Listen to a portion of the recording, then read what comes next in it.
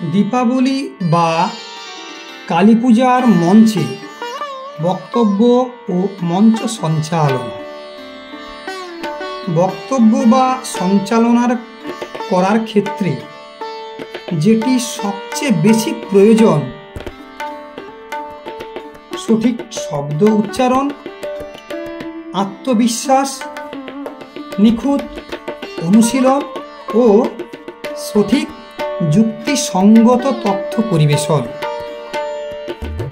সঞ্চালনা কেমন করতে হবে সে নিয়ে অন্য একটি ভিডিওতে আলোচনা করা যেতে পারে। তবে দীপাবলি বা কালী পুজোর মঞ্চে বক্তব্য বা সঞ্চালনা ক্ষেত্রে যা বলা যেতে পারে তা এই রকম।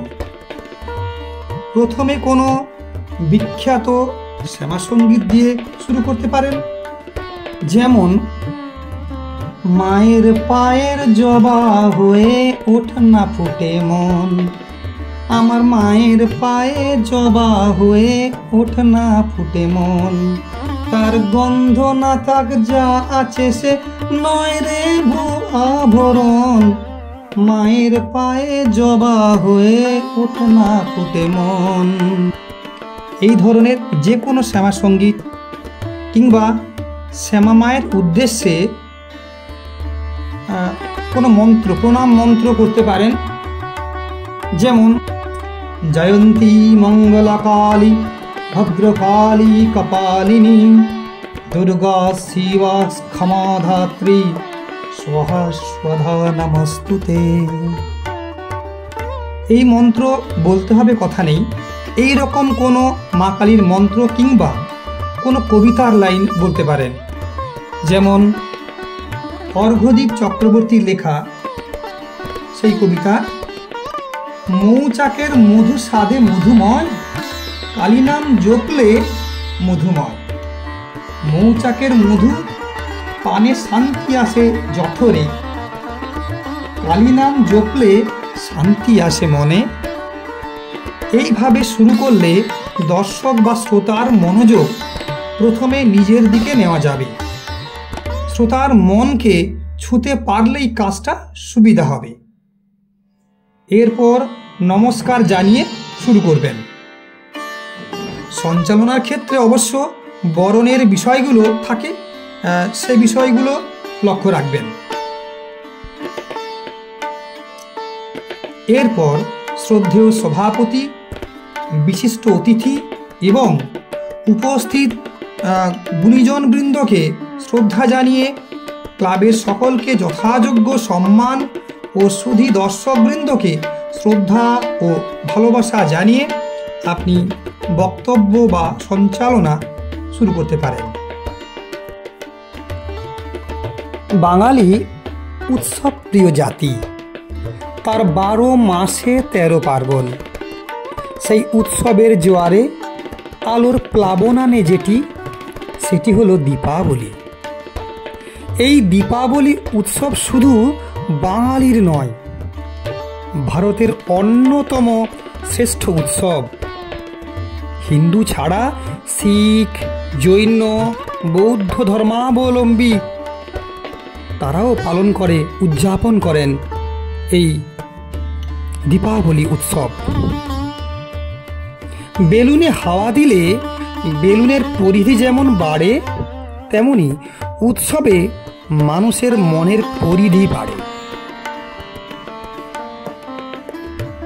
কালী পুজোর ইতিহাস খুবই প্রাচীন। কালী পুজোর উৎপত্তি নিয়ে নানা মুনির নানা মত।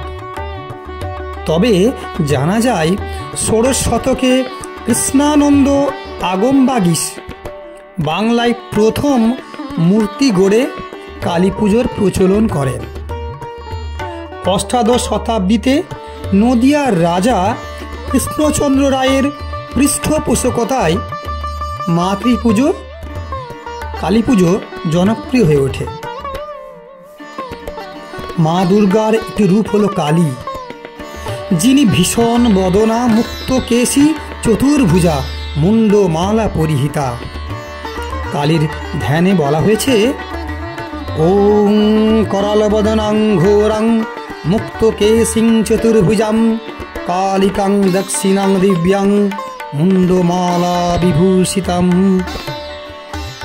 पुराणे कालीर एकाधिक रूपेर बर्णना देওয়া হয়েছে, যেমন দক্ষিণা কালী, শ্মশান কালী, ভদ্রকালী, রক্ষা কালী, চামুণ্ডা কালী, ছিন্নমস্তা কালী প্রভৃতি।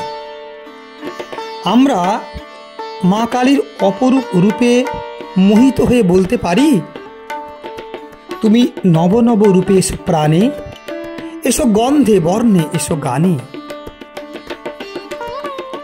পুরাকালে শুম্ভ ও নিশুম্ভ নামক দুই দৈত্য সারা পৃথিবী জুড়ে তাদের ভয়ঙ্কর ত্রাস সৃষ্টি করেছিল।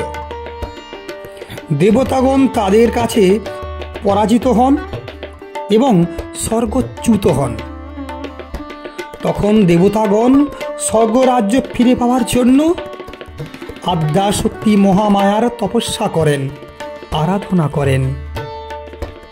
দেবীর শরীর কোষ থেকে অন্য এক দেবী সৃষ্টি হয়, যা কৌশিকী নামে ভক্তদের কাছে পরিচিত। ইনি আদিরূপিণী। অমাবস্যার রাতে মন্ত্র উচ্চারণের মাধ্যমে দেবী স্তুতি করা হয়। ওং কালী কালী মহাকালী, কালীকে পাপহারিণী, ধর্মার্থ মোক্ষদে দেবী, নারায়ণী নমস্তুতে। শোনা যায় প্রাচীনকালে ডাকাতের দল নরবলির মাধ্যমে কালী পুজো করতেন। আমরা কালীর শ্রেষ্ঠ ভক্ত হিসেবে জানি শ্রী শ্রী রামকৃষ্ণ পরমহংসদেব, সাধক বামাখ্যাপা, সাধক রামপ্রসাদ সেন, স্বামী বিবেকানন্দ প্রমুখকে। মা কালী সকলের মঙ্গল করুন।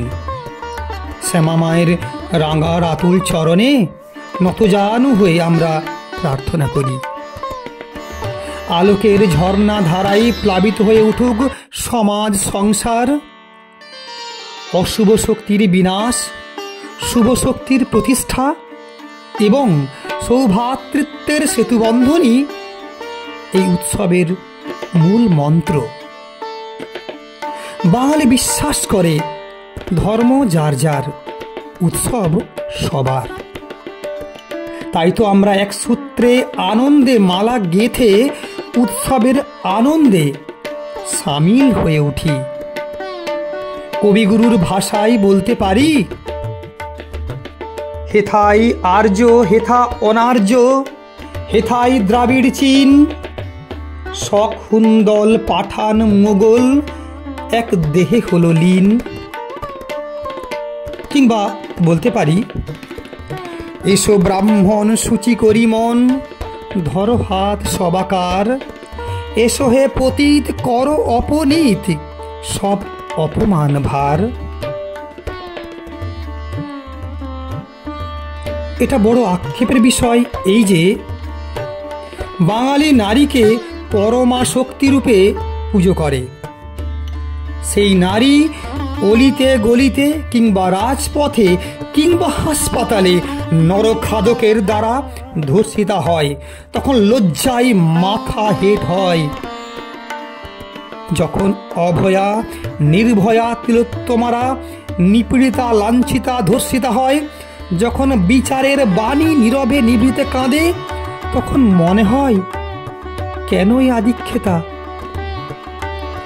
এই শক্তি রূপিণীরা কেন লাঞ্ছিতা? কেন তারা যোগ্য বিচার পাবে না? তবে এদেরই ক্রন্দন ধ্বনিতে জাগরিতা হবেন শক্তি রূপিণী মা কালী।